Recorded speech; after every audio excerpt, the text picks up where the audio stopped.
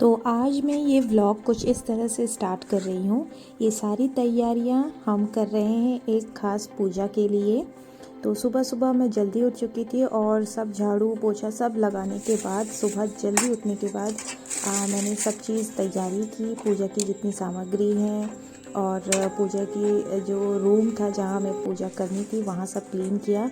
और पूजा में क्या क्या भोग बनाए जाते हैं, देखिए मैंने पहले सीखा था या मैंने देखा था, तो मैंने वो सारी चीज़ें डायरी में नोट कर ली थी। तो ये मैं हमेशा करती हूँ, कुछ भी नई चीज़ अगर मुझे सीखनी है तो मैं उसे कहीं भूल ना जाऊँ।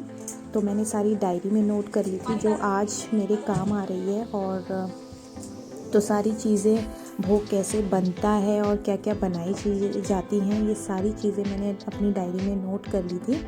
तो मैं बस यहाँ पर अपनी डायरी में उन्हें देख रही थी कि क्या क्या चीज़ कैसे बनती हैं। और यहाँ तक कि मैंने पिक्चर्स भी बना लिए थे कि क्या क्या बनाया जाता है। तो ये सारी चीज़ें मैंने तैयार कर ली और अब मैं उनको अच्छी तरीके से घी में तल रही हूँ।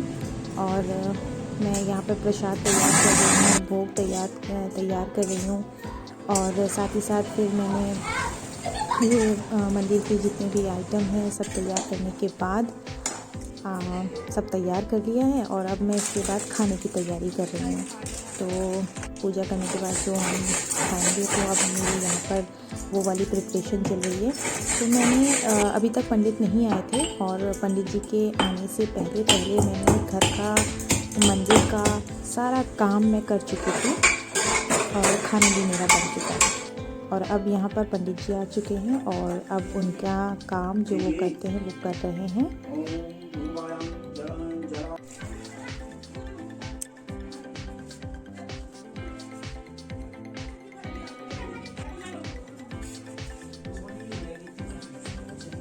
तो आज जो हमारे घर में तैयारी चल रही है वो है शिवार्चन की। तो कल हम रिसेप्शन से आए थे और काफ़ी देर हो चुकी थी,